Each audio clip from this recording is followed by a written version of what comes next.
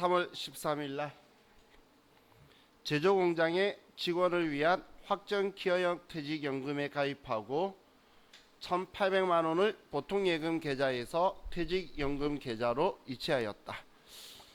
자, 그럼 우린 보통예금에서 돈이 빠져나갔다는 걸 알겠고, 그리고 확정 기여형이라고 이야기하고 있죠.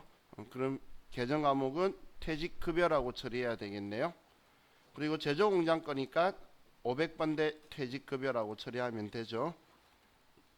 사면의 퇴직급여 500번대고 금액 1,800만 원, 대변의 보통예금 1,800만 원. 뭐지래요?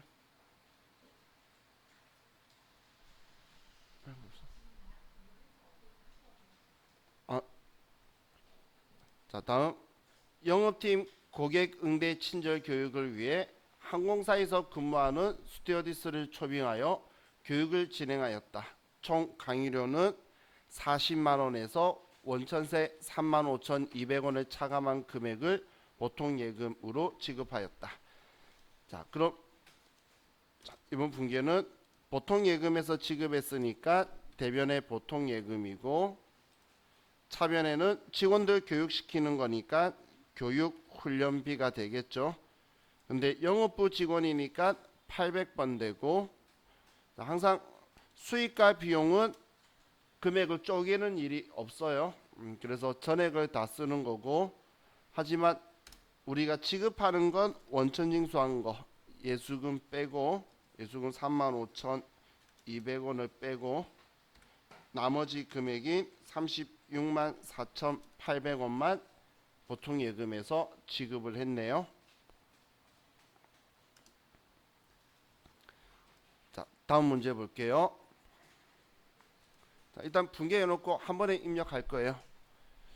자, 7월 12일 날 당사는 미라컴의 제품을 판매하여 계상되었던 외상매출금 300만 원이 회수불능 채권으로 확정되어 대손 처리하였다.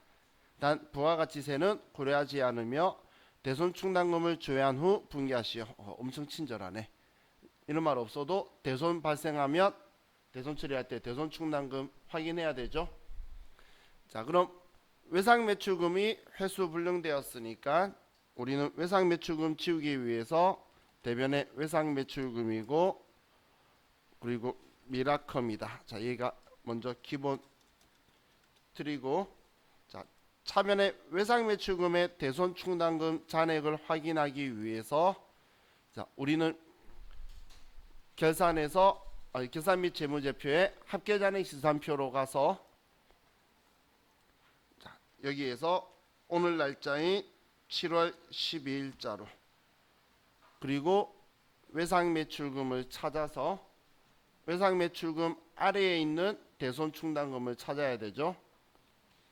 자, 시험에서 자주 나오는 대손이 외상매출금하고, 그럼 외상매출금 아래 대손충당금 보고, 당연히 받으러움 대손당하면 받으러움의 대손충당금이고, 그 다음 자주 나오는 게 단기대여금이에요.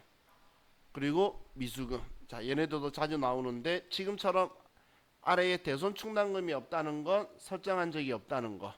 있으면 그 대손충당금 잔액을 먼저 끌었어야 되니까 항상 조회하실 때는 우리 채권 계정 과목을 먼저 조회를 하세요. 자, 그럼 250만 원 먼저 끌었어야 되겠죠. 자, 그러면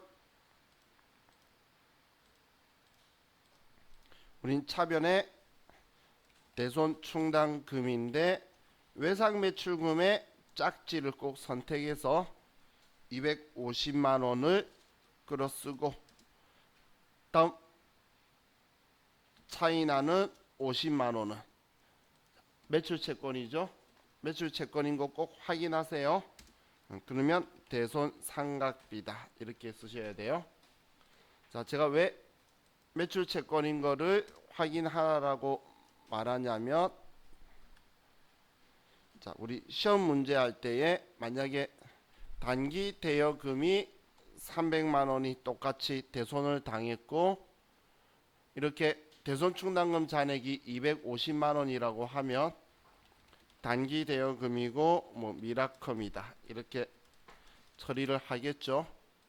그리고 차변에 대손 충당금 잔액이 있는지 확인해서 이 대손 충당금 잔액이 있으면 얘를 끌었을 거예요. 자, 그럼 이렇게 끌었었는데 그럼 이 50만 원은 매출 채권일 때는 대손 상각비인데 단기 대여금이나 장기 대여금이나 미수금이면 기타 채권이죠. 그때는 기타의 대손 상각비를 써야 돼요. 기타 대손 상각비를. 자, 그리고 이런 문제도 자주 등장하니까 얘 성격 기억해 두세요. 대손 상각비는 판관비예요. 대손 상각비는. 기타의 대손 상각비는 영업 외 비용이에요. 900번대. 그래서 매출 채권일 때만 판관비인 대손 상각비를 쓰는 거고, 기타 채권일 때는 영업 외 비용인 기타의 대손 상각비라는 계정 과목을 꼭 쓰셔야 돼요. 얘가 나왔을 때 의외로 많이 틀려요. 그렇기 때문에 꼭 기억을 하세요. 대손 충당금 조회 잘 해놓고 대손 상각비라고 쓰면 억울하겠죠.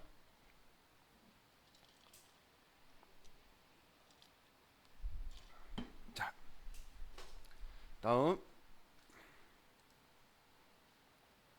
10월 11일 회사가 발행 중인 사채 액면가액 5천만 원 중 액면가 3천만 원을 3,085만 원에 보통예금 계좌에서 이체하여 조기 상환하였다.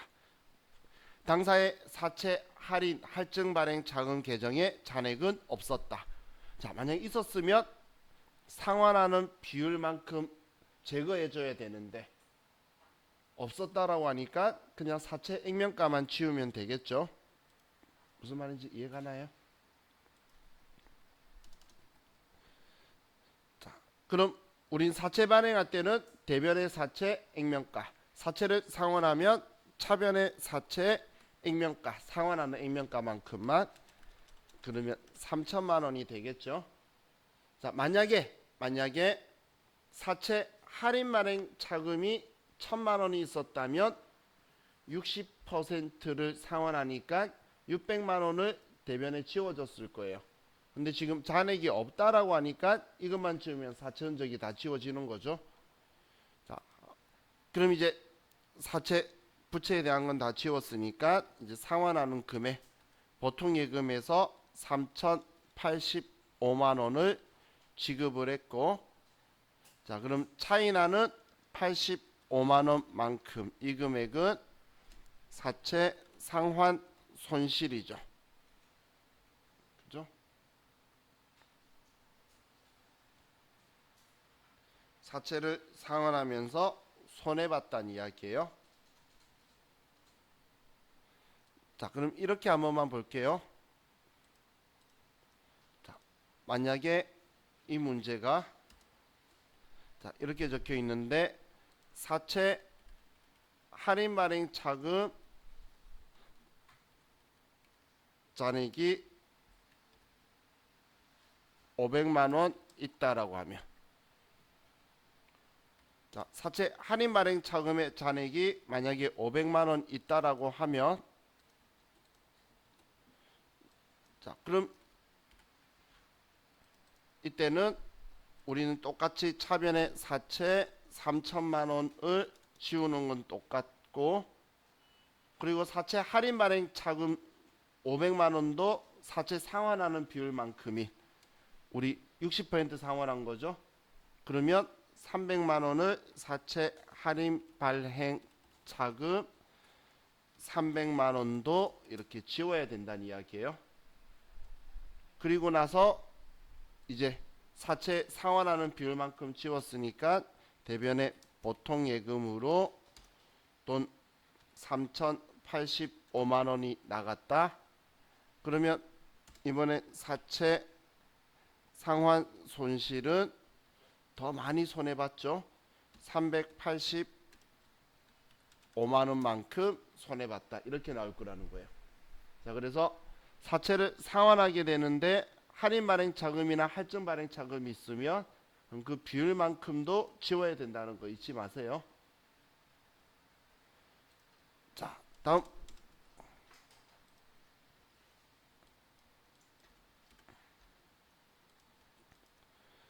자, 10월 12월 12일 유상증자로 신주 천주를 한 주당 2,000원에 발행하여 대금은 보통예금에 입금되었다. 주식 발행과 관련하여 김법무사 수수료 30만원이 미지급되었다. 현재 주식 할인 발행 차금 50만원 있으며 하나의 전표로 입력할 것. 자, 이번엔 유상증자, 주식 발행 이런 글자가 있죠. 이런 글자 있으면 우리는 대변에 자본금. 이 자본금이란 계정 과목은 무조건 주식수 곱하기 액면가. 그럼 만주를 액면가 1,000원짜리 1,000만원의 자본금이 증가해야 되겠죠. 자, 그리고 우리는 차변에 보통 예금으로 돈이 들어오는데 발행가는 2,000원이에요. 그럼 만주의 발행가 2,000원이면 2,000만원이 들어온 거죠. 그럼 이걸로 끝인가 봤는데 끝이 아니고 주식 발행하면서 수수료 30만원이 발생되어서 주식 발행하면서 손해본 돈이니까 여기에 써줘야 되겠죠. 그럼 대변에 돈 줄 건데 얘를 아직 미지급했대요. 그럼 일반적인 상거래 아니니까 미지급금에 김법무사라고 써주고 금액이 30만원. 자, 그럼 이제 우리는 주식 발행하면서 1,070만원의 이익을 받죠. 970만원의 이익을 받죠. 970만원 이익 받으면 항상 우선상계 주식 할인 발행 차금이 50만원 있다고 하니까 우리는 주식 할인 발행 차금 잔액을 항상 먼저 우선 상계를 해주고, 그래도 차이 나는 나머지 920만원이 우리는 주식 발행 초과금이 돼야 되죠. 자, 이렇게 분계가 될 거라는 거예요.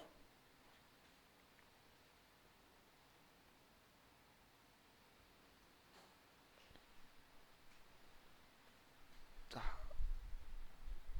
그럼 이 일반 전표 분계한 내용을 이제 컴퓨터에 먼저 입력하도록 할게요.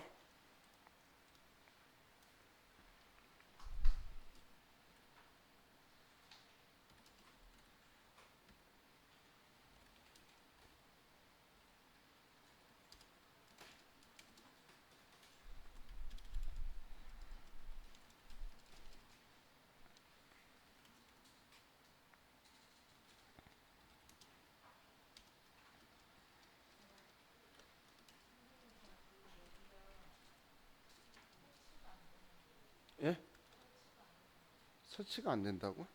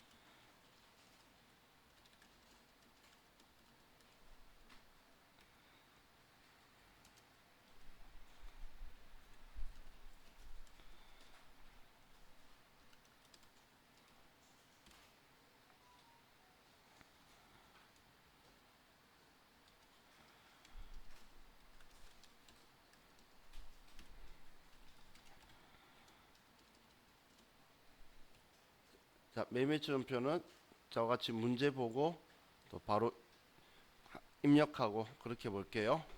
자, 매매처럼표 문제 푸실 때 절대 문제 내용보다는 과세 유형은 증빙 서류를 위주로 먼저 찾으셔야 돼요.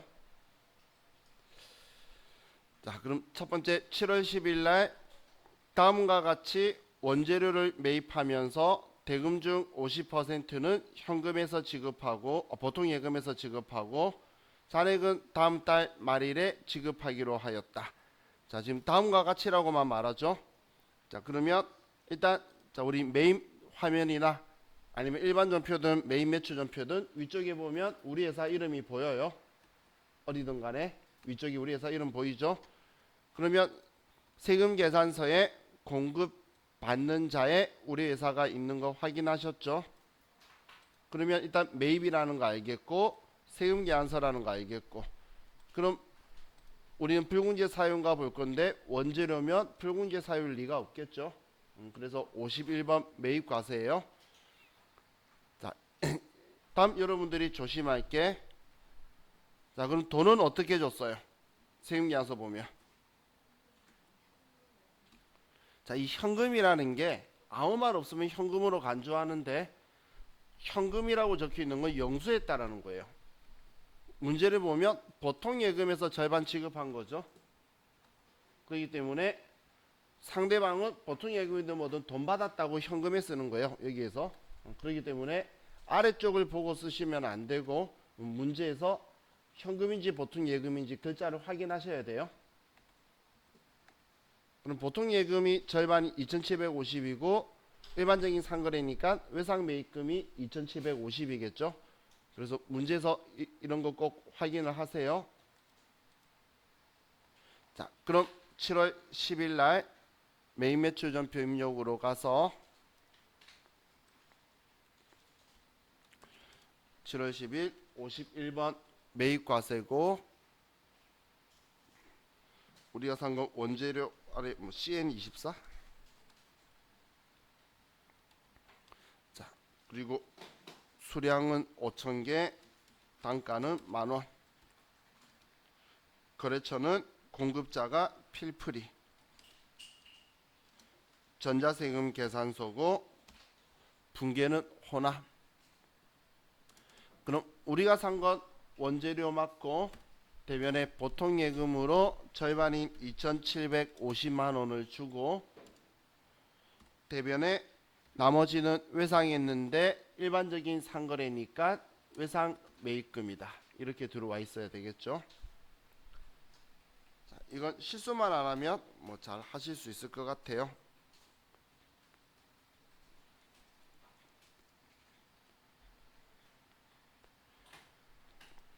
자, 다음 7월 20일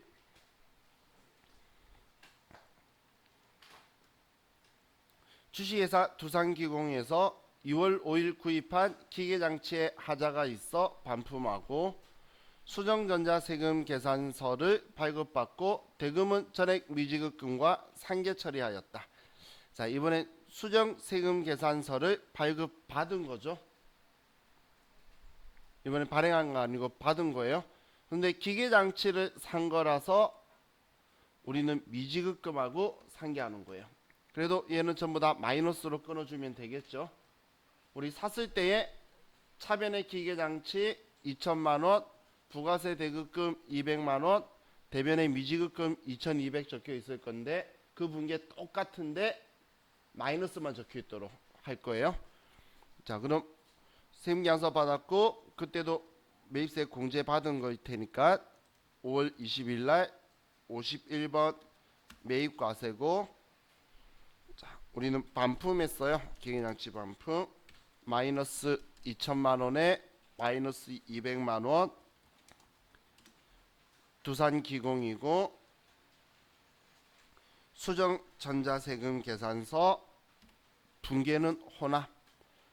마치 계정 과목은 우리가 사왔을 때처럼 기계장치 산 거 대변에 일반적인 상거래 아니라서 미지급금인 거 이렇게 사왔을 때랑 똑같은 분계인데 마이너스가 되도록 이렇게 끊으면 되겠죠.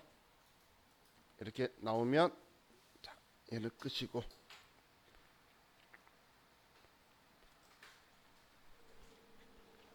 다음 8월 2일 주식회사 한국에 부가가치세가 면제되는 제품을 200만 원에 판매하고 전자계산서를 발급하였다. 자, 전자 계산서니까 면세죠. 계산서니까. 그리고 발급했으니까 13번 매출 면세가 될 거고, 자, 면세 거래 때도 그렇고 항상 체크를 하세요. 제품 판 건지 상품 판 건지. 제품 팔았죠. 그리고 대금은 10월 16일 미래에 받을 거네요. 그러면 일반적인 상거래니까 외상 매출금이다. 이렇게 처리해 줘야 되겠네요. 자, 8월 2일 날 계산서 발행했으니까 13번 매출 면세고, 우리는 제품을 팔았고 금액은 200만 원.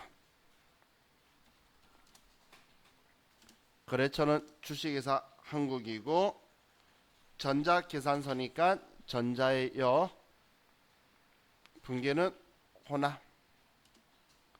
자, 제품 매출 맞고 차변의 외상인데 일반적인 상거래니까 외상 매출금이다. 그냥 분계 이번 외상에도 상관없어요.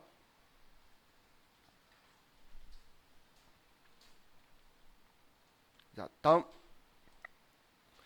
9월 9일 수출업체인 주식회사 영스타의 구매 확인서에 의하여 제품 100개를 판매하고 영세율 전자세금 계산서를 발급하였으며 대금은 다음 달 10일까지 지급받기로 하였다. 자, 구매 확인서에 의하여 영세율 전자세금 계산서를 발급했다. 12번 매출 영세죠. 자, 그리고 제품 판 거고 우리 일반적인 상거래인데 다음 달 10일 받을 거니까 외상 매출금으로 처리하면 되겠네요. 자, 날짜는 9월 9일 날 12번 매출 영세고, 제품 100개인데 개당 15만 원. 거래처는 영스타.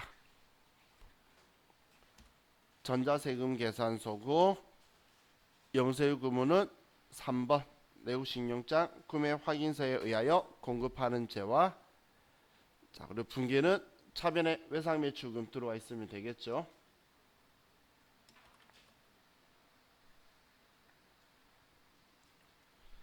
자, 다음 5번 9월 16일 다음과 같이 대표이사가 업무용으로 사용하는 소형 승용차의 타이어를 교체하면서 대금 중 15만 원은 현금으로 지급하고 잔액은 외상으로 하였다. 차변 계정 과목을 차량 유지비로 회계 처리할 것. 자, 이 계정 과목 알려준 이유는 수익적 지출이라서 수선비라고 할까봐 차량 유지비라고 하라고 적어놓은 거예요. 자, 그럼 이번에는 증빙서류가 전자세금 계산서죠. 세금 계산서를 우리가 지금 우리 회사니까 받았어요. 그럼 붉은지 사유인지 보는데 2500cc 승용차를 유지하기 위해서 한 거니까 우리는 54번 불공이 되겠죠. 자, 그리고 뭐 대금은 15만 원은 현금이고 37만 8천 원은 외상이니까 미지급금이다. 이렇게 처리하면 되겠네요. 자, 9월 16일 날 우리는 54번 불공이고 타이어 4개 12만 원씩. 자, 공급자는 이영 타이어고, 전자세금 계산서. 자, 불공제 사유는 비용업용 소형 승용차 구입 유지 임차 중에 임차에 걸린 거죠. 다음 분계는 혼합으로 하고, 우리는 차량 유지비인데 대표이사 업무용 차량이니까 800번대의 차량 유지비를 쓰고,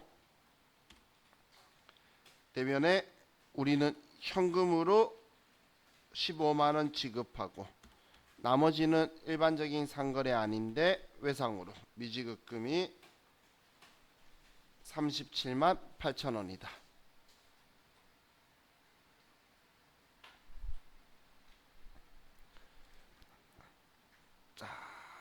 그럼 이제 메인 매출 전표는 끝났고, 자, 다음 이제 부가가치세 신고서 부속 서류 문제예요. 자, 1번 다음의 자료에 근거하여 중소기업에 해당하는 용마물산의 2020년 1기 부가가치세 확정 신고 시 제출해야 할 대손세액 공제 신고서를 작성하시오. 자, 그럼 첫 번째 받으러옴은 거래일자는 작년 7월 31일이고 부도 발생일도 작년이네요. 그러면 자, 얘는 6개월이 경과했으니까 우린 대손 사유에 되죠. 나중에 입력할 때 대손 확정일을 이렇게 쓰라고 했어요. 2020년 5월 1일 이렇게 써주세요. 부도 6개월이 경과한 날에 다음 날로 확정일자 써라 그랬었죠. 자, 얘는 되는 거고, 자, 외상 매출금은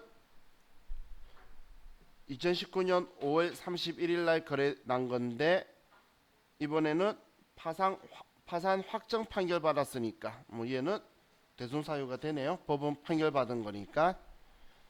다음 미수금, 기계장치 판매 대금, 얘도 뭐 기계장치 과세품이니까 대상은 되는데 2020년 5월 9일 대손 처리하고 해당 법인이 채무자의 재산에 대하여 저당권을 설정하고 있음. 저당권 설정하는 것 때문에 이 금액은 대손 세액 공제가 안 되겠네요.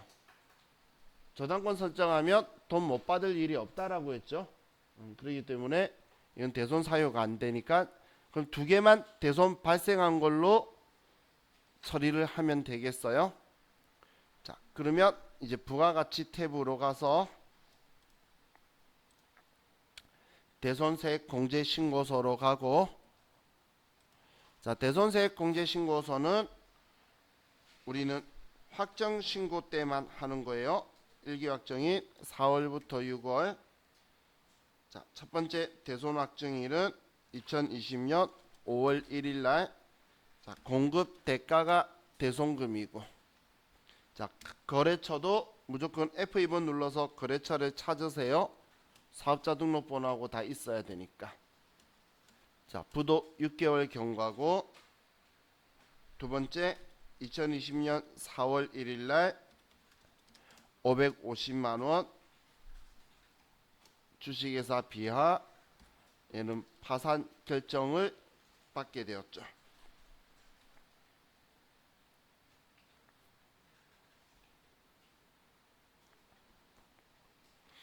자, 이렇게 하면 대손세액 공제신고서 작성은 끝났고, 자, 다음 2번. 다음 자료를 토대로 2020년 제2기 확정신고 기간에 부가가치세 신고서를 작성하시오. 자, 그럼 2기 확정신고 기간 부가가치세를 바로 열고, 자, 첫 번째 전자세금 계산서 과세 매출액이 8억 4,300. 그러면 매출액 과세 세금 계산서에 8억 4,300만 원의 별도. 자, 두 번째 임대보증금에 대한 간주임대료. 자, 간주임대료는 과세거래에 증빙 없는 기타 4번 칸에 금액 61만 9,045원이 되고, 다음 일본 도쿄 상사 제품 직수출 선적일의 환율에 의한 대금 4,500만 원이 선적일의 보통 예금으로 입금됨. 자, 그럼 직수출이죠. 영세율에 증빙 없는 기타 6번에 4,500만 원.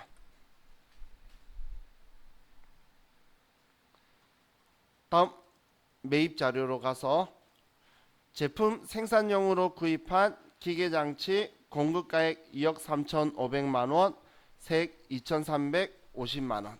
자, 그럼 고정자산이니까 세금 계산서 받은 거니까 11번에. 자, 이거 문제에서 미스가 났죠? 세금 계산서라는 표현 없는데 세금 계산서라고 전제를 잡을게요. 아무도 이쪽에 신청 안 했나 봐. 근데 쓸 데가 없죠? 자, 다음 두 번째 제조 관련 원재료 일반 매입액이 4억 5천만 원에 1,500만원. 원재료 매입액에는 지연 수치분 공급가액 2천만원, 세액 200만원이 포함되어 있어. 자, 이거 빼야 되나요? 아니죠. 매입세 공제는 해주는데 가산세가 있을 뿐인 거죠. 그러면 세금계산서에 일반인 10번에 4억 5천에 4,500만원 쓰고, 자, 얘는 공제해 주는데, 자, 26번 클릭해서 지연 수치에다가 2천만원에 0.5%인 10만원 나오도록 해놓고,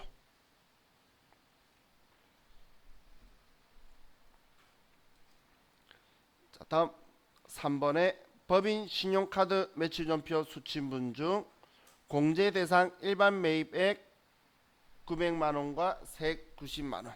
그러면 우리는 세금 계산서가 아닌데 공제되는 건 14번. 그리고 14번은 오른쪽 아래에 신용카드 매출 수령금액 합계표가 현금 영수증까지 포함해서 일반 41번에 900만원에 90만원.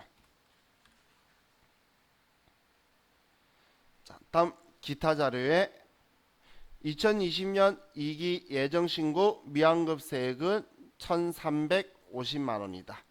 자, 그럼 21번 예정신고 미환급에 1,350만원이다 라고 쓰고,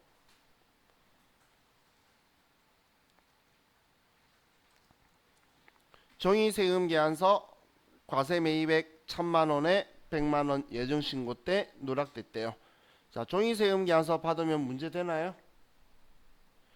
받는 건 문제될 거 없죠. 우리가 발행하면 문제인 거지 상대방 상황이잖아요. 받는 건 우리한테 아무 문제 없어요. 그냥 우리한테는 세금계산서예요. 근데 예정 때 누락된 거니까 확정 때 공제해 준다.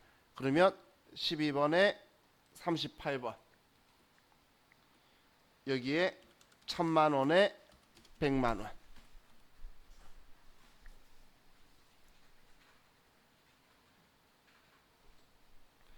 자, 그럼 이제 다음 불러오는 자료는 무시하고 세부담 최소화 가정하고 전자신고 세액 공제는 생략. 만원 안 써도 되네요.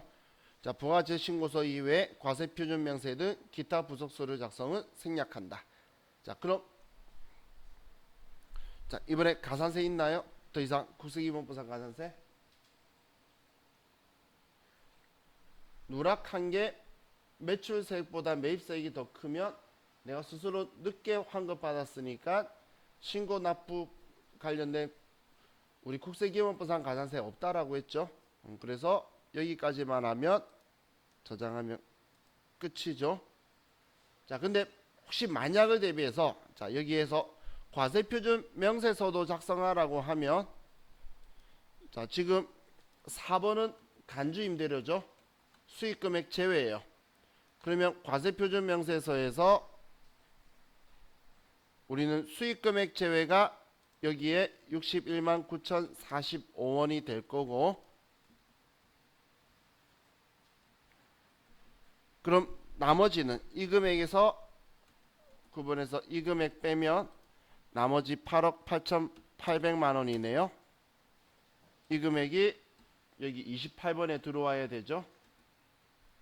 그래서 여기 합계하고 여기 9번하고 둘이 일치해야 돼요.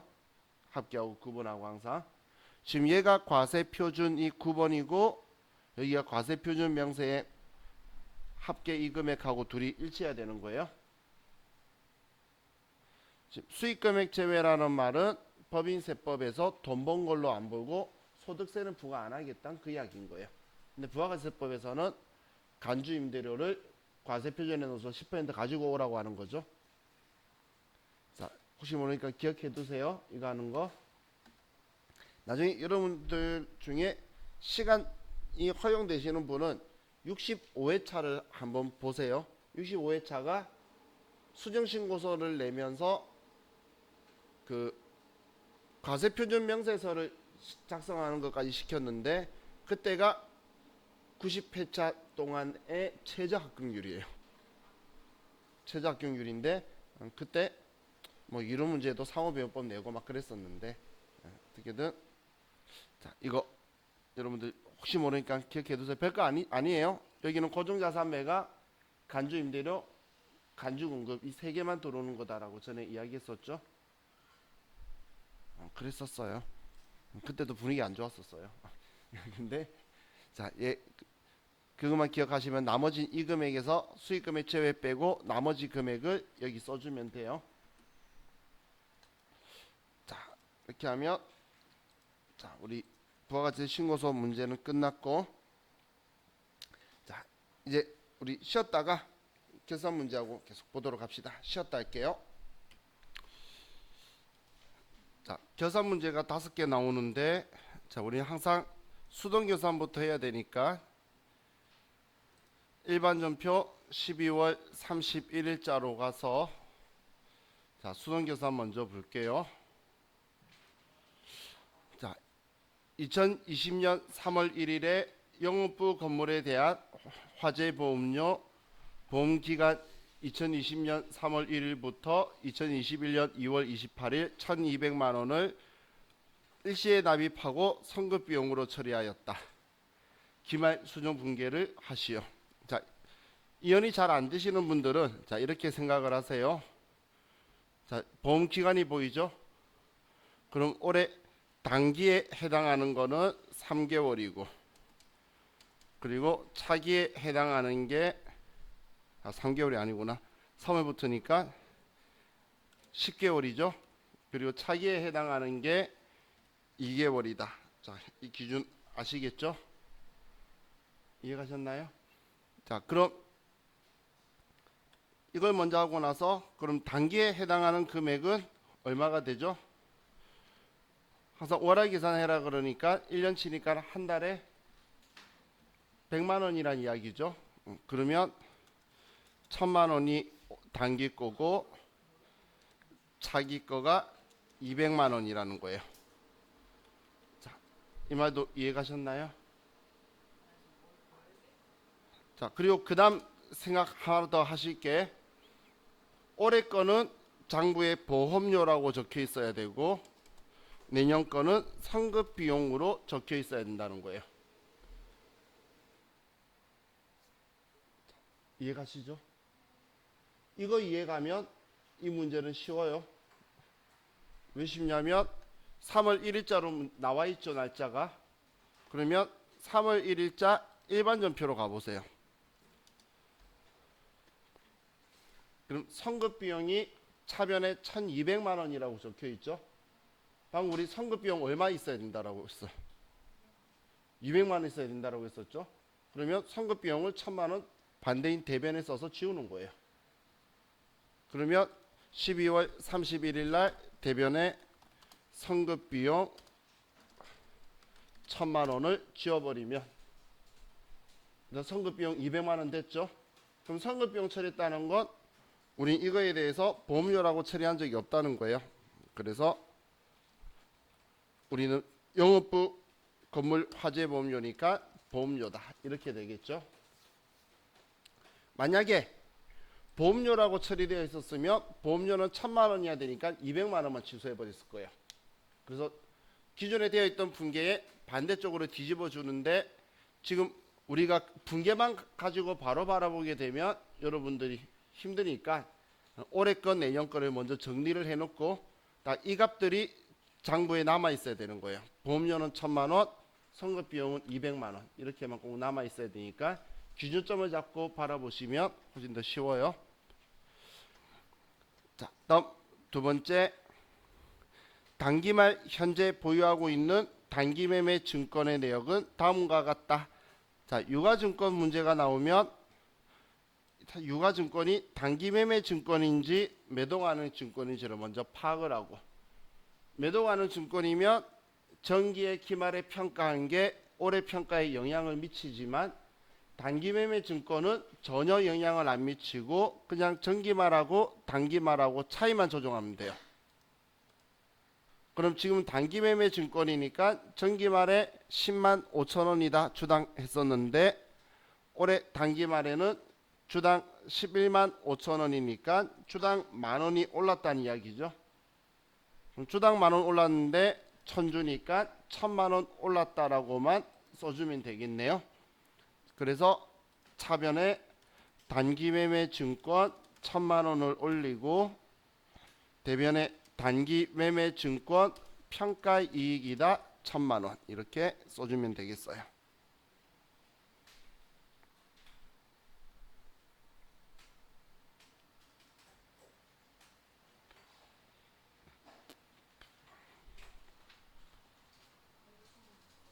그렇지 않았어도 돼요. 자, 다음 기말 현재 외화 장기 차입금 ABC은행 6,500만 원으로 계상되어 있으며 계산일 현재 환율은 달러당 1,200원이다. 자, 계산에서 외화 문제를 지금 출제위원들이 엄청 좋아해요. 그럼 외화 문제 푸실 때 자, 이렇게 기준을 먼저 잡으세요. 첫 번째 장부에 얼마라고 적혀 있는지. 장부에 6,500만 원이라고 적혀 있죠. 두 번째 이제 우리가 할게 그럼 기말 금액을 먼저 또 계산해 보는 거예요. 그러면 5만 달러인데 달러당 1,200원이면 6천만 원이 되겠죠. 그러면 이제 우리는 기말에 6천만 원이다라는 걸 알았어요. 그럼 장부에는 6,500인데 기말에 6천만 원이니까 500만 원 내렸다는 걸 파악했죠. 그리고 나서 계정 과목이 뭘로 되어 있는지를 보는 거예요. 보면 외화 장기 차입금이죠. 우리 차입금은 부채라는 걸 알잖아.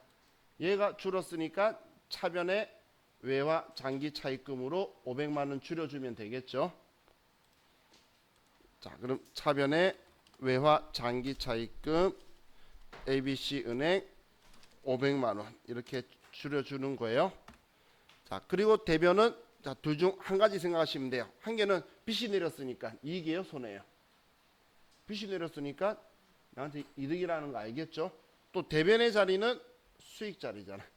여러분 어떻게든 편한 거 선택하시면 되는데 그 다음 주의하실 게 자, 기말의 외화에 대한 거는 외화라 치지 마시고 그냥 환산이라고 치세요. 왜냐하면 또 외환 차익 쓸까봐.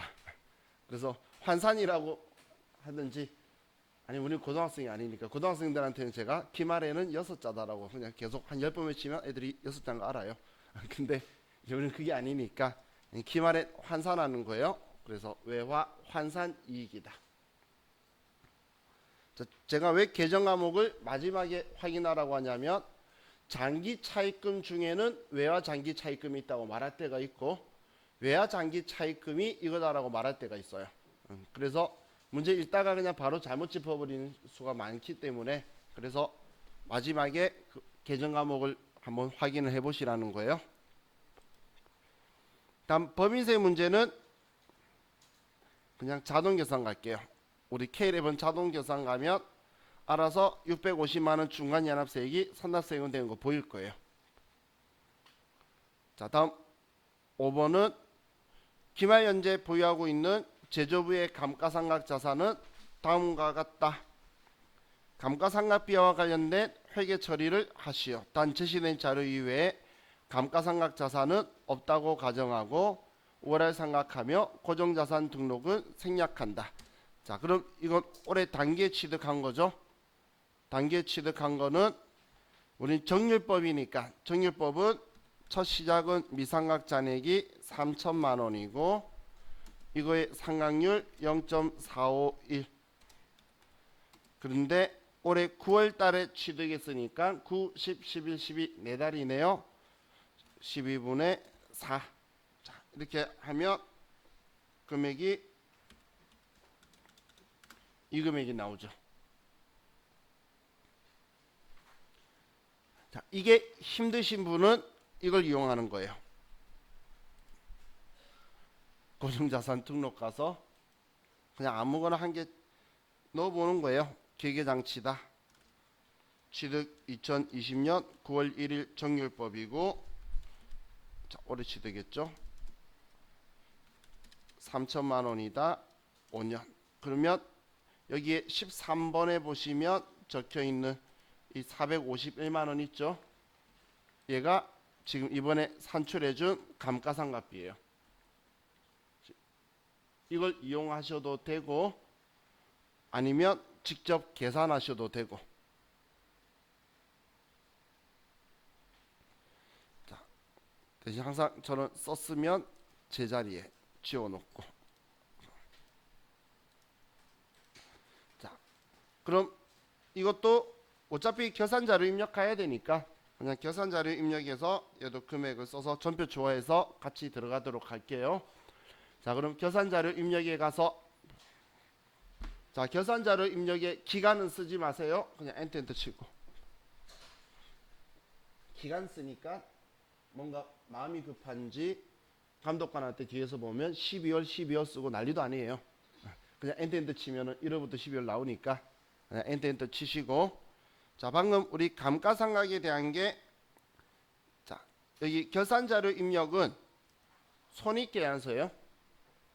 그래서 매출액에서 매출원가 빼면 아래 매출총이익 나오고, 판관비 빼면 영업이익 나오고, 영업외 수익 더하고 영업외 비용 빼면 법인세 차감전 순이익, 법인세 빼면 당기순이익.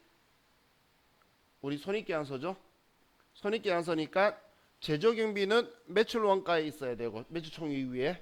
그래서 여기가 우리 매출원가 쪽이고 매출총이익 아래가 판관비가 되겠죠.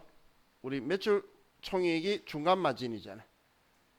그럼 우리 기말재고자산 이야기할 때 원재료가 여기에 있는데 이게 우리 어제 했던 그 요소별 원가 계산의 원재료의 T 계정이라고 생각하시면 돼요. 그래서 기말 얼마치 있다고 보면 지금 원재료비가 하나도 없으니까 다 썼다고 하는데 내가 만약에 1억이 있다라고 쓰면 1억 빼고 썼다고 나오잖아. 지금 이제 기말에 얼마다라고 우리는 지금 써주고 있는 거예요. 그리고 우리 노무비 발생액 하니까 임금하고 퇴직급여 전입액하고 노무비 500번 됐고, 그 다음이 우리 제조간접비, 제조경비들이죠. 그래서 아래에 제조경비들이 있는 거예요. 그 중에서 감가상각비를 기말에 한 번에 정리할 거니까 여기에 들어올 거고, 그럼 어제 우리 요소배원가 계산에서 그게 끝나면 제공품 T 계정 가니까 그 다음이 제공품이 있는 거예요. 그래서 원재료하고 제공품이 떨어져 있는 게 순서가 그렇게 돼 있어서 그래요. 그럼 우리 제공품에서 기초 제공품에 우리 단기 총 제조 비용 더하고 기말 제공품 빼면 단기 제품 제조 원가가 여기서는 완성품 제조 원가라고 표현하는 거예요. 그럼 여기에 기초에다가 완성품 제조 원가에 기말 제공품을 제품을 넣어주면 나머지가 여기에 팔린 매출 원가라고 계산해 주는 거예요. 그래서 어제 우리 요소별 원가 계산한 게 이제 재무회계 스타일로 들어와 있는 게 결산이에요. 자, 그럼 여기에서 매출 총익 기준으로 간단하게 위쪽은 제조경비, 아래쪽은 판관비예요. 그럼 지금 기계장치는 당연히 제조경비겠죠. 제조부 거. 그래서 위쪽에 일반 감가상각비라고 적혀 있는 곳에 우리 방금 계산했던 510만 원을 써주면 되겠네요. 자, 그리고 자, 혹시나 해서 자, 우리 퇴직급여 추가액 쓸 때 있죠. 보충에 쓰실 때에 500번 내 생산부 직원과 추가액은 임금 아래에 있는 퇴직급여 전입액에 쓰는데, 자, 아래쪽 거 아니에요. 아래쪽 거는 글자 보시면 퇴직연금이잖아. 얘는 퇴직연금 충당부채로 분개해 주는 거예요. 우리가 써야 되는 건 여기 퇴직급여 전입액에다 보충할 거 써야 퇴직급여 충당부채로 분개해 주는 거예요. 그럼 사무직 거는 판관비에 보시면 급여 아래에 퇴직급여 전입액 있죠. 여기에 올해 추가액을 써주는 거예요. 자, 그럼 화면 제일 아래로 내려서 이제 법인세 문제는, 자, 문제에서 총 법인세가 얼마래요? 문제 총 법인세가 4번에 2천만 원 보이죠? 자, 그럼 2천만 원이면 자, 이렇게 생각하시면 돼요. 자, 왼쪽에 650만 원은 여러분들을 위해서 장부에 있는 내용을 조회시켜 준 거예요. 이거 분개시키려면 그대로 옆에 650만 원 쓰고. 그럼 우리 법인세가 2천만 원인데 650만 원 미리 세금 냈으면 내년 3월 달에 얼마 더 내야 되죠? 1350만 원 더 내야 되겠지. 그죠? 이해가시나요? 자, 단순하게 이야기할게요. 자, 그냥 우리 시험에는 알리바이가 딱 맞아요. 문제하고. 지금 우리 문제에서 50만 원하고 원천징수세액 50만 원하고 중간연합세액 600만 원 선납세액은 되어 있대. 그러니까 딱 650만 원 들어와 있죠. 그대로 옆에 쓰시고, 그리고 문제에서 법인세가 2천만 원이라 그러면 딱 선납세금만 뺀 나머지 이 금액 있죠. 이 금액을 추가 계상액에 쓰는 거예요. 문제에서 말하는 법인세를. 자, 그리고 혹시나 해서 이 법인세는 지방소득세 포함 금액이에요. 회계상의 법인세는 지방소득세 포함이에요. 법인세법상의 법인세는 당연히 포함 안 하는 거지만 회계상은 다 포함이에요. 그럼 이렇게 분개하면 이거 이렇게 해서 분개를 전표 추가를 하면 컴퓨터가 지금 9번에 있는 법인세 등을 가지고 차변의 법인세 비용 2,000, 대변의 선납세금 650, 미지급 세금 1350으로 분개해줘서 정답이 되는 거예요. 그걸 여러분들이 직접 하셔도 되고 여기에 금액 두 개를 넣어서 전표 추가로 분개하셔도 되고, 그건 여러분 택일이에요. 자, 그럼 다 했으면 전표 추가를 꼭 해야 해서 자동 결산 분개 완료가 나오는 거를 꼭 보고 끝내셔야 돼요. 자, 얘가 없으면 지금 두 문제는 안 푼 거예요. 채점 기계는 결산 자료 입력은 안 봐요. 일반 전표 12월 31일 날 분개만 보는 거예요. 그래서 수능 계산하든 자동 계산하든 아무 문제가 없는 거예요. 자, 그럼 이제 원천징수 문제로 갈게요. 자, 다음 자료를 보고 거주자인 사무직 사원 박민혜를 사원 등록하고 박민혜의 부양가족을 모두 부양가족 명세서에 등록 후 세부담이 최소화되도록 공제 여부를 입력하시오. 본인 및 부양가족의 소득은 다음의 소득이 전부이며 주민등록번호는 정확한 것으로 가정한다. 단 기본공제 대상자가 아닌 경우 기본공제 여부에 불로 표시할 것. 자, 그럼 첫 번째 본인이 여자네요. 그죠?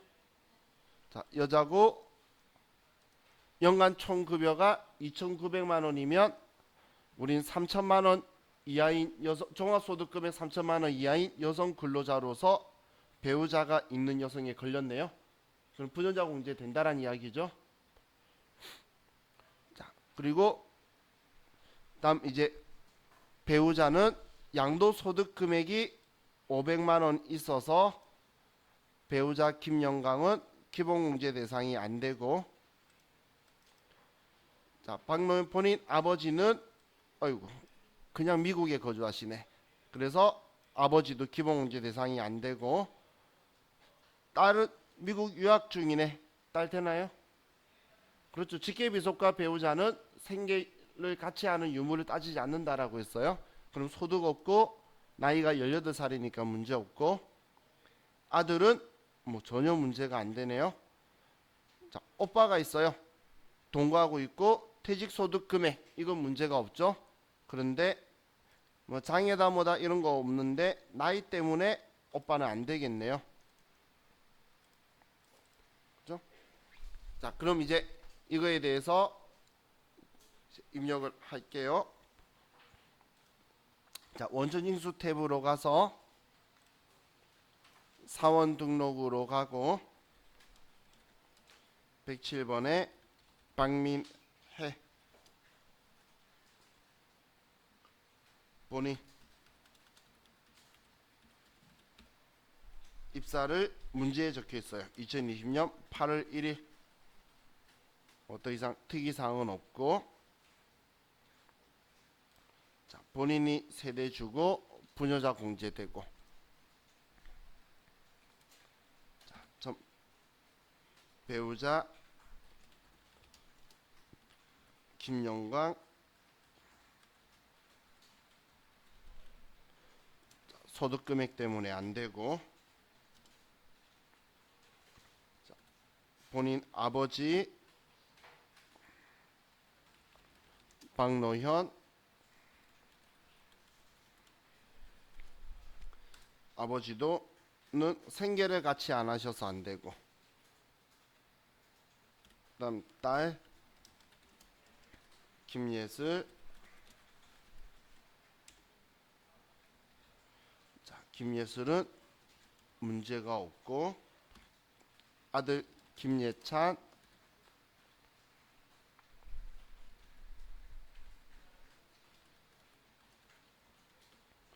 문제가 없고,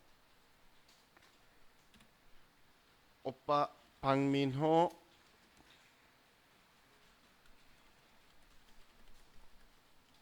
나이 때문에 안 되고.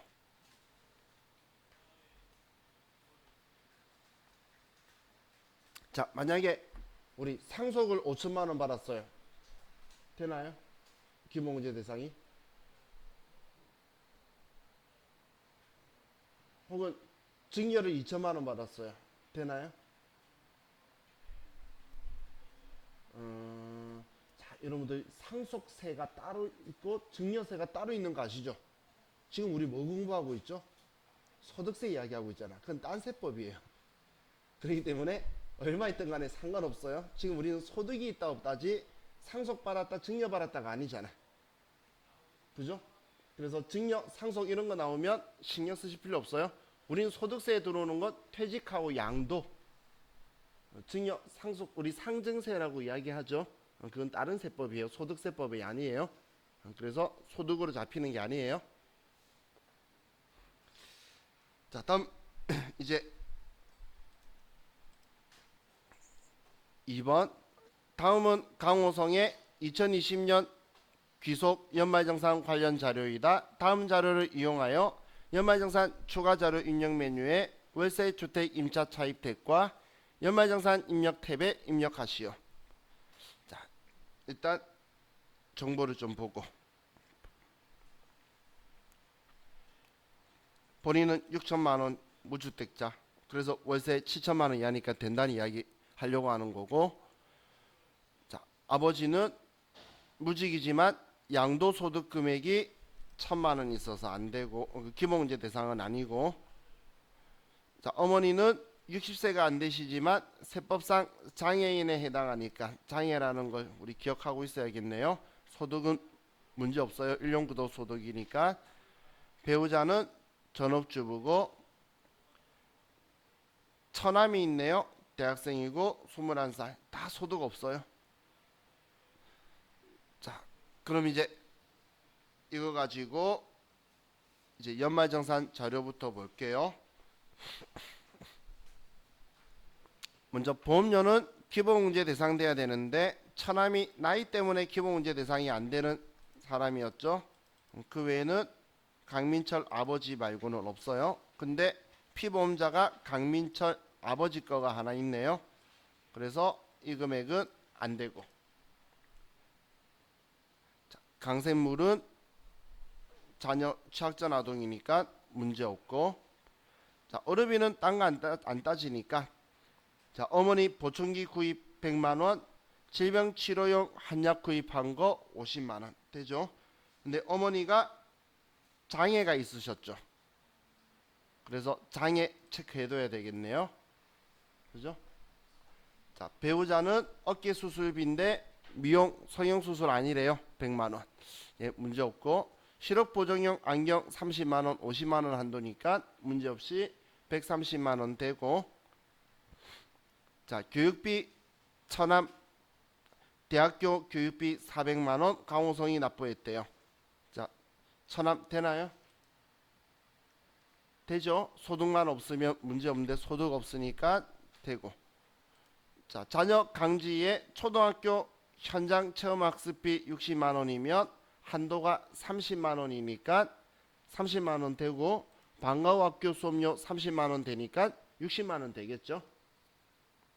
자, 자녀 강세물은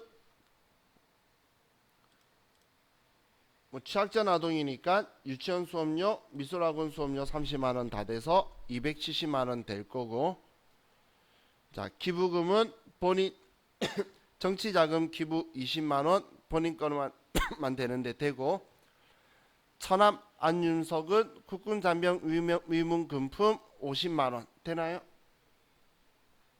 처남이 소득 없었잖아. 나이는 제한이 없죠, 기부금이. 그래서 우리는 법정 기부금으로 될 거고, 월세는 뭐 본인 소득이 7천만 원 이하의 무주택자니까 문제없이 월세 주택 임차 차입 탭에 써주면 되고, 자 신용카드는 2,500만 원이 있는데 전통시장 40만 원, 대중교통 60만 원, 회사 경비 사용 금액 200만 원. 회사 경비 사용 금액 200만 원은 안 되는 거죠. 이건 더 공제를 많이 해주니까 따로 써줄 거고, 그래서 300만 원 빼서 2,200만 신용카드고, 전통시장에 40만 원, 대중교통에 60만 원 써주면 되고, 자 현금 영수증 있는데 중고자동차 구입비가 1,000만 원 있으면, 자, 이건 10% 되니까 100만 원이고, 미술학원 수업료는 자녀 강생물거 취약전 아동의 학원비는 이중공제 되니까, 자 30만 원 돼서 현금 영수증은 130만 원. 위 신용카드 사용액은 모두 본인이 지출한 거고, 유의사항에 부양가족 소득세 공제 내용 중 강호성이 공제받을 수 있는 내역은 모두 강호성이 공제받는 것으로 함. 월세 주택 임차 차입 탭은 월세 세액 공제 대상이 아니면 작성하지 말 것. 근데 세액 공제 대상이 맞았죠? 그래서 써줄 거예요. 자, 그럼 연말정산 추가 자료 입력 탭에 가서 우리 강호성 씨 선택하고, 자, 첫 번째 보험료에서 우리는 일반 보장성 보험에 본인 거 40만 원 쓰고, 자, 의료비에서 어머니 거 장애가 있으시니까 150만 원을 쓰고, 배우자는 특별한 거 없죠? 130만 원, 그 밖에 공제 대상자라고 쓰고, 아래쪽에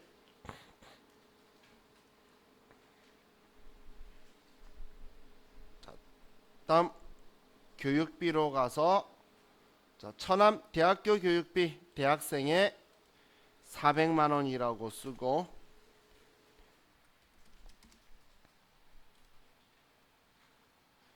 다음 강지 초중고에서 체험학습비 30만 원, 방과후학교 수업료 30만 원에서 60만 원 쓰고, 다음 자녀 강생물 유치원 수업료 270만 원 쓰고,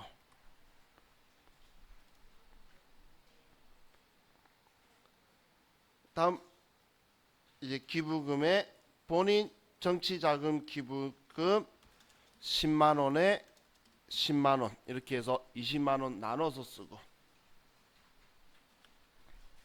다음 처남의 국군 장병 위문 금품은 법정 당해 기부금에 50만 원이라고 쓰고,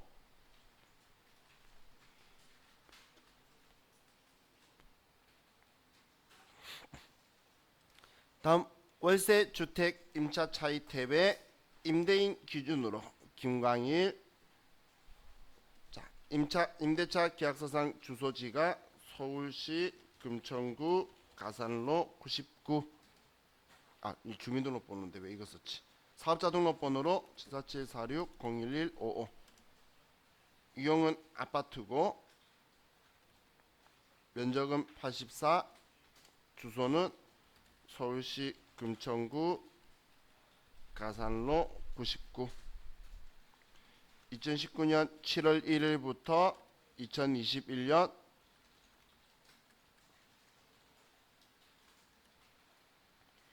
6월 30일. 총 2020년 총 지급액은 960만 원. 그리고 이제 연말정산 입력 탭으로 돌아오고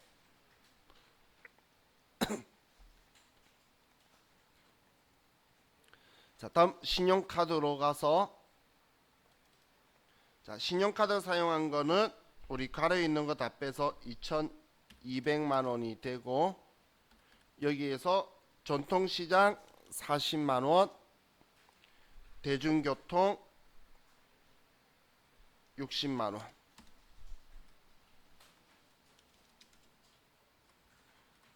다음 현금 영수증에 130만 원. 이렇게 써서 확인하면 자, 전부 다 정리가 끝났네요. 자, 그럼 이제 우리 제일 첫 페이지로 가서 자, 이론 문제 같이 봅시다.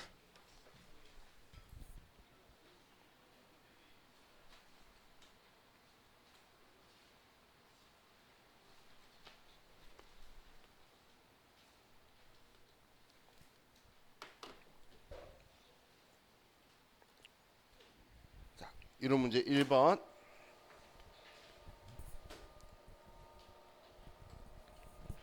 자, 다음 재무제표 작성과 표시에 대한 설명으로 틀린 것은 1번 자산과 부채는 유동성이 높은 계정부터 차례로 배열하여 작성해야 된다. 자, 유동성이 큰 항목부터 배열하는 거니까 1번은 맞죠? 자, 두 번째 자산과 부채는 원칙적으로 상계하여 순액으로 표시해야 된다. 자, 우리는 자산과 부채, 수익과 비용은 서로 상계해서 순액으로 표현하면 안 돼요. 우리는 총액주의를 따지기 때문에. 그죠? 자, 이게 자산과 자산은 부채와 부채는 순액으로 보여줘도 돼요. 자산과 부채 서로 성격이 다른 걸 순액으로 표현하면 안 되는 거예요. 자, 그래서 얘는 순액 표시해야 한다. 2번 틀렸고 3번에 수익과 비용은 각각 총액으로 보고하는 것을 원칙으로 한다. 맞죠? 자, 4번에 자본금은 발행 주식수의 액면 금액을 곱하여 계산한다. 자, 우리 발행 주식수 곱하기 액면가. 자, 그래서 4번 맞고 틀린 것은 우리 2번이 되네요. 자, 다음 2번.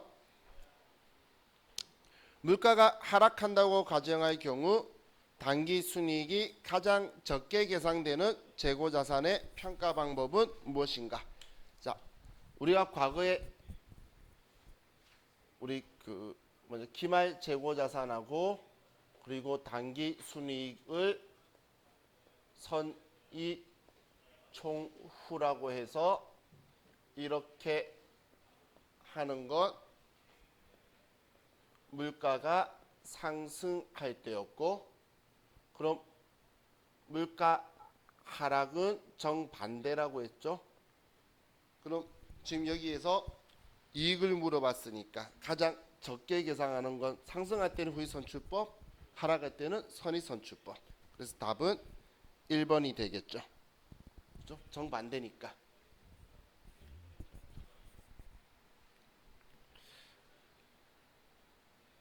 자, 다음 3번. 유형자산의 취득원가로 볼 수 없는 항목은? 자, 우린 취득원가 이런 거 이야기하면 취득 시점을 생각하는 거예요. 얘가 들어가나 안 들어가나 생각하는 게 아니고, 유형자산의 취득 시점은 영업활동에 사용 가능한 장소나 상태에 도달하는 시점이죠.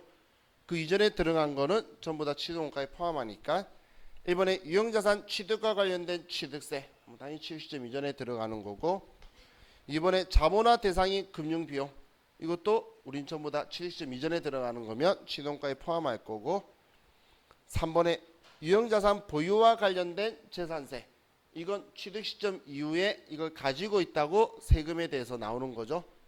그렇기 때문에 3번은 취득원가로 못 보는 거고, 4번에 유형자산의 설계와 관련된 설계비용, 이거는 우린 취득 시점 이전에 발생한 거죠. 그래서 답은 3번이 틀렸네요. 자, 다음 4번. 다음에 사채를 2018년 1월 1일에 발행하였다. 이자는 매년 말일에 지급한다고 가정할 경우 사채와 관련한 다음 설명 중 잘못된 것은. 자, 지금 얘는 할인 발행이에요, 할증 발행이에요?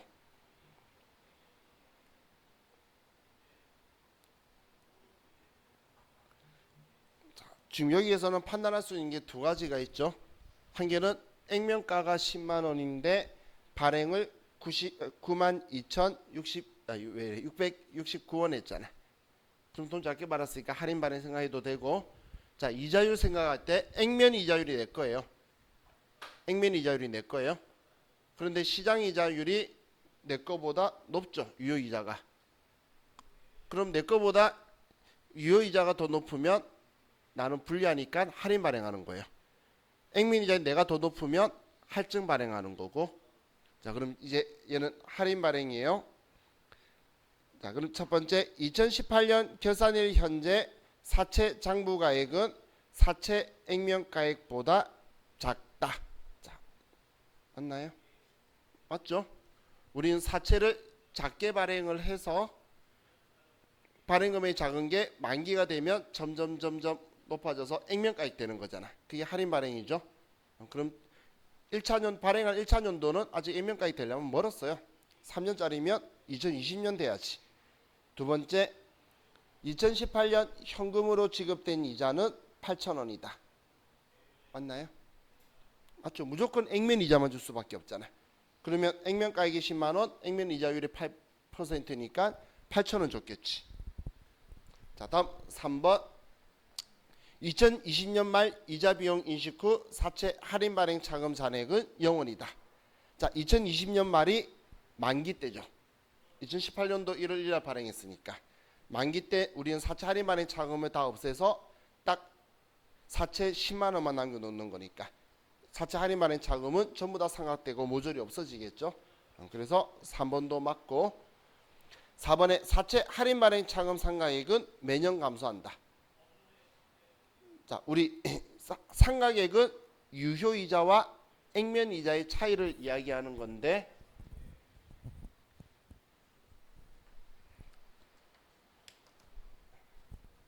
자, 액면 이자율은 항상 일정을 할 거고, 얘는 일정을 할 거고, 너무 아래 쓸 필요 없으니까. 자, 액면 이자율은 항상 일정해요, 어떤 상황이든 간에. 그런데 액면 이자율보다 시장 이자율이나 혹은 유효 이자율이 더 크면 이때 우리는 할인 발행을 하게 되는 거죠. 그럼 할인 발행하면 유효 이자가 더 커요. 그런데 유효 이자는 장부가액이 증가하는데 거기에 유효 이자를 곱하기 때문에 얘는 증가하게 돼요. 증가. 그럼 상각액은 이 두 금액의 차이가 얘가 상각액이 되는데, 액면 이자는 그대로인데 유효 이자가 증가하니까 상각액은 증가하게 되는 거예요. 자, 그럼 하면서 우리 할증 발행도 볼게요. 할증 발행은 내 거인 액면 이자가 더 큰 경우에요. 이런 경우에 할증 발행을 하는데, 자, 이 할증 발행하면 액면 이자가 더 크고 시장 이자가 더 낮기 때문에 작아요. 그리고 얘가 점점점 감소를 해요. 감소를. 그런데 상각액, 할증 발행 차금 상각액은 얘 차이기 때문에 이 상각액은 또 이 차이만큼이 점점점 늘어날 거예요. 왜냐하면 액면 이자는 항상 그냥 일정하거든. 그 금액만 줘야 되거든. 그래서 결론적으로 지금 제가 이야기하려는 건 이 상각액 두 개는 할인이든 할증이든 증가해요. 할인이든 할증이든 상각액은 할인이든 할증이든 증가하도록 되어 있는 거예요. 할인 발행에서 유효 이자는 증가하고, 할증 발행에서 유효 이자는 감소할 거고, 액면 이자는 무조건 일정할 수밖에 없어요. 지금 여기에서는 8,000원, 무조건 8,000원만 줄 거예요. 그래서 이 규칙 가지고 제일 많이 물어보는 게 얘 둘은 할인이든 할증이든 증가한다라는 거예요. 할인 할증이든 미래에 저를 세물일급에서 만나면 제가 정확한 숫자 가지고 계산한 거 한번 보여드릴게요. 세물일급은 이론 문제나 얘네들 이 지점의 값을 물어보는 계속 그렇기 때문에 근데 한 번 틀만 딱 잡으면 나오기를 기다리게 되는데 틀이 안 잡히면 안 나오기를 이제 방어를 치게 돼요. 자, 다음. 자, 그럼 지금 우리 4번 문제는 감소한다라고 해서 틀렸죠? 증가하는데. 자, 다음 5번 문제 볼게요. 재화의 판매로 인한 수익 인식의 조건에 대한 설명으로 옳지 않는 것은 자, 수익 인식 이야기예요. 자, 1번 수익 금액을 신뢰성 있게 측정할 수 있다. 그래야지 수익으로 인식할 수 있겠죠. 자, 그리고 두 번째 미래 경제적 효익의 유입 가능성이 매우 높다. 그래야지 우리는 수익으로 인식을 할 거고. 세 번째 재화의 소유에 따른 유의적인 위험과 보상이 판매자에게 있다. 이건 무슨 뚱딴지 같은 소리야. 팔았으면 구매자한테 가야지.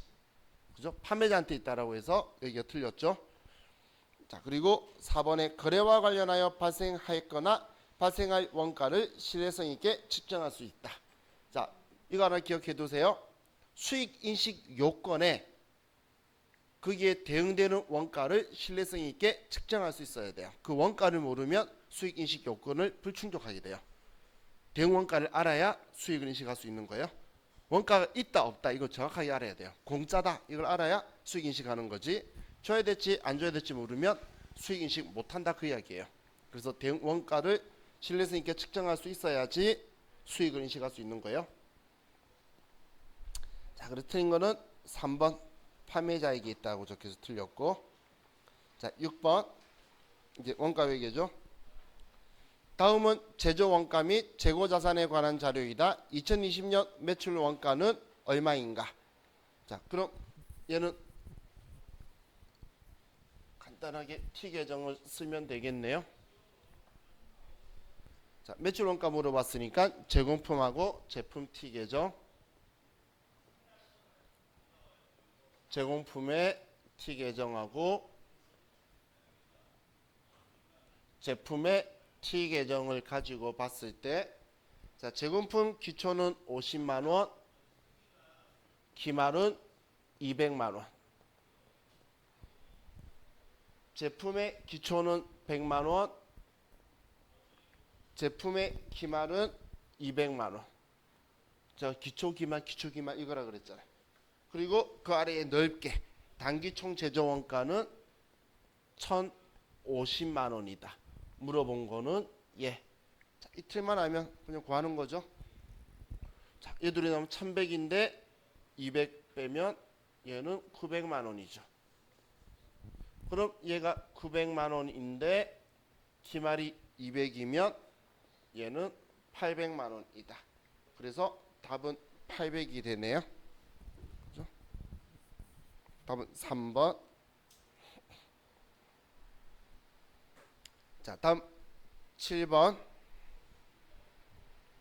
자, 제조 간접 원가를 각 부문에 배치하는 기준으로 가장 적합하지 않는 것은. 자, 1번 건물 관리 부분은 사용 면적. 자, 여러분들 그 사무실에 이러면서 사무실 그 건물이 아니면 건물 관리비를 면적으로 나누죠. 그래서 얘는 인과관계가 있는 게 느껴지시죠? 두 번째 노무 관리 부분에 대한 거 기준은 노무 관리는 종업원 수라는 게 합리적이죠. 다음 세 번째 검사 부문은 검사 수량, 검사 시간. 이게 합리적으로 보이네요. 다음 4번에 구매 부분은 기계 시간. 이건 구매 횟수 뭐 이런 게 있어야 되겠죠. 그래서 4번이 틀렸죠.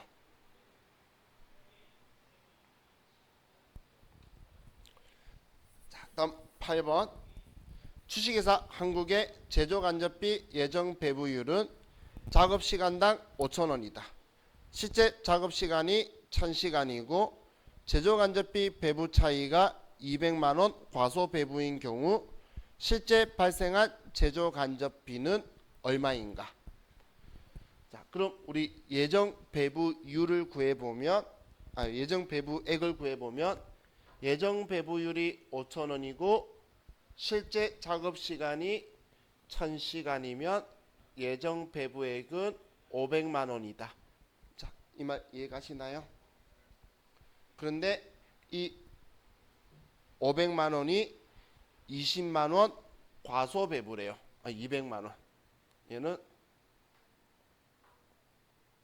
과소 배부 200만원 한 거래요. 그러면 실제는 700만원 나왔다는 이야기죠. 그죠? 그러니까 200만원 작게 배부했다 표현하겠지. 그래서 답은 1번 700만원이 되겠죠.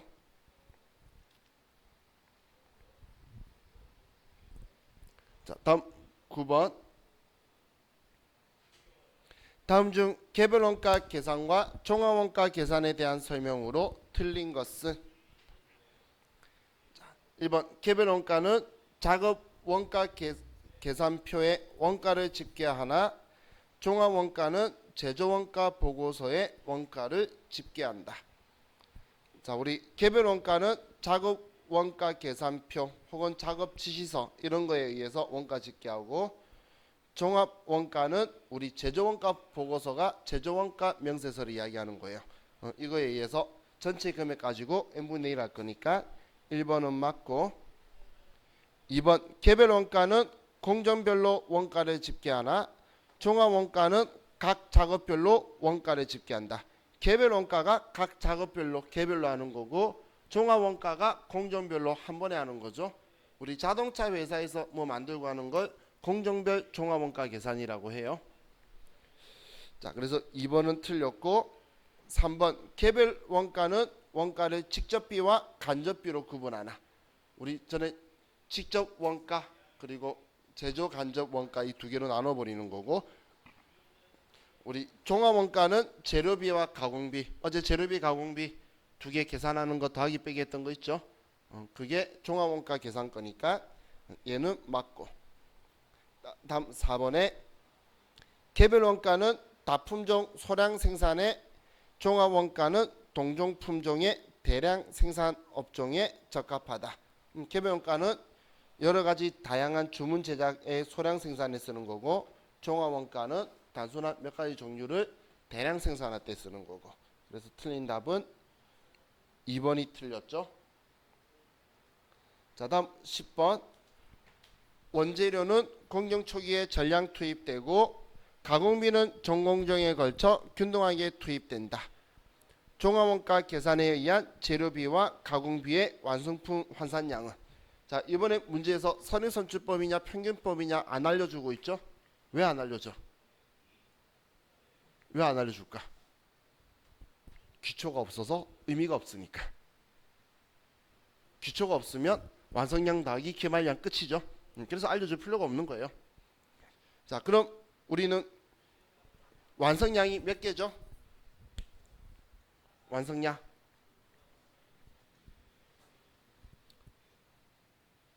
더하기 할 건데 기초가 0개고 제가 어제 그래서 여기에 착수하고 가르면서 투입 썼잖아. 착수라고도 하고 투입이라고도 해요. 600개 그리고 기말이 400개 그러면 완성량은 200개 이걸 알아야 우리 완성품 완성량 구하겠죠. 자, 그럼 200개에 재료비는 초기에 전량 투입되니까 완성도 안 따지고 그러면 전부 다 우리는 재료비는 우리 지금 200개 더하기 400개니까 600개가 되죠. 자, 그럼 가공비는 200개 더하기 몇 개 돼야 돼요? 240개. 그렇죠? 그래서 440개가 되겠죠. 그러면 답은 1번이 되네요. 자,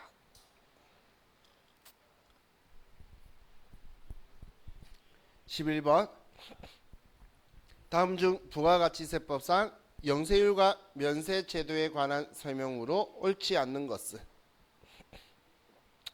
1번 면세사업자가 영세율 적용받기 위해서는 면세를 포기해야 한다.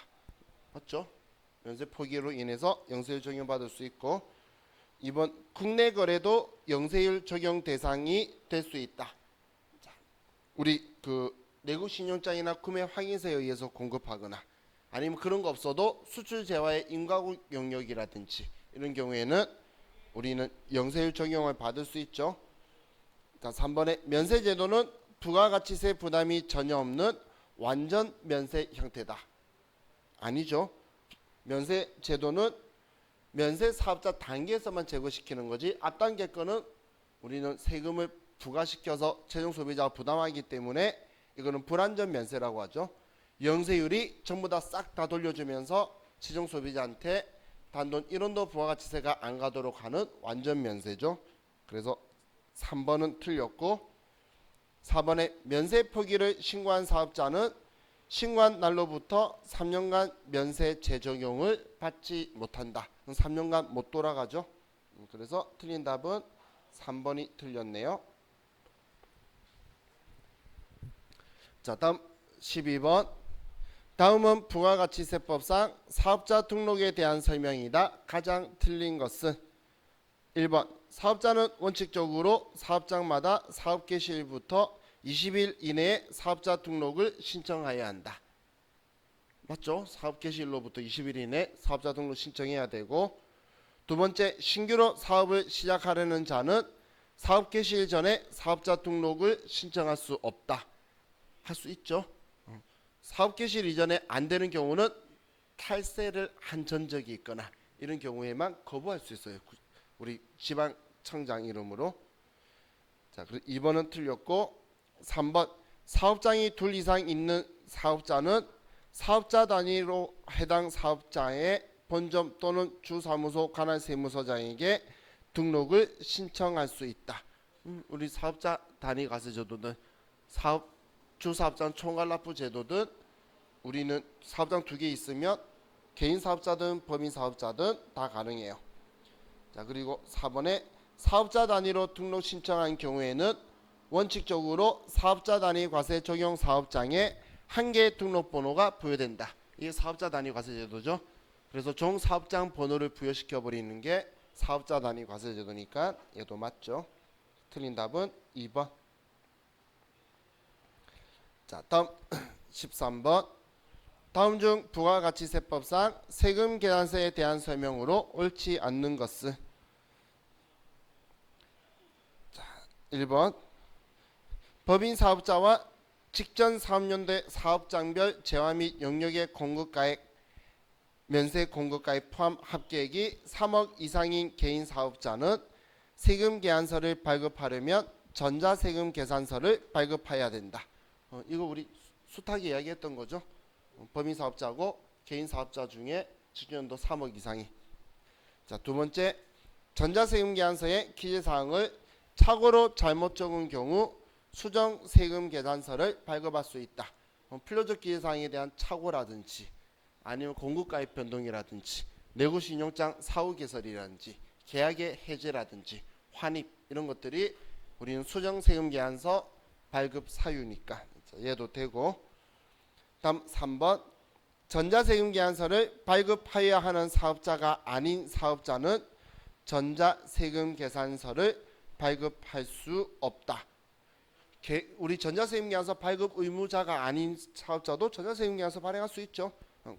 그냥 3억 미만인 개인 사업자는 종이해도 되고 전자해도 되고 이건 자기 마음인 거니까. 근데 전자세금 계산서를 발급할 수 없다라고 하니까 3번이 틀린 거죠. 자, 4번은 전자세금 계산서 발급하였을 때는 전자세금 계산서 발급일 다음 날까지 전자세금 계산서 발급 명세를 국세청장에게 전송해야 한다. 맞죠? 다음 날까지. 그래서 틀린 건 3번. 자, 다음 14번. 다음 중 소득세법상 거주자의 종합소득에 해당하지 않는 것. 자, 종합소득에 해당하는 거는 우리 앞글자만 따서 204근 연기 이 6개밖에 없어요. 그럼 퇴직소득, 양도소득은 분류과세를 하는 거죠. 그래서 4번의 퇴직소득이 종합소득에 해당하지 않는 거네요. 자, 다음 15번. 자, 다음 중 종합소득세에 대한 설명으로 틀린 것은? 자, 1번 종합과세 제도이므로 거주자의 모든 소득을 합산하여 과세한다. 맞나요? 방금 이야기했잖아. 모든이 아니고 분류과세는 빼고, 그죠? 분류과세는 그것만 가지고 과세를 따로 할 거예요. 그것만 가지고. 1번 틀렸고, 2번 소득세 과세 기간은 사업 개시나 폐업에 의하여 영향을 받지 않는다. 제가 죽거나 이민 가지 않으면 아무런 영향 안 받는다 그랬죠. 다음 3번에 이자 배당 및 연금 소득을 제외하고는 원칙적으로 열거주의 과세 방식을 적용한다.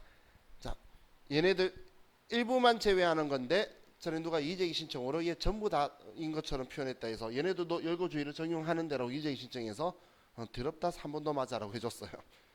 말 표현인데 이 세 개는 열거주의인데 일부 포괄주의를 가미하고 있는 거죠. 근데 얘를 제외하고는 이러저런 것 때문에 누가 3번을 그렇게 오인했다라고 썼나 봐요. 4번은 거주자의 소득세 납세지는 원칙적으로 주소지로 한다. 우리 각자 동업해도 각자의 집 주소지로 관할 세무서장이 소득세 안 내면 온다라고 했죠. 자, 이게 우리 90회 기출 문제였어요.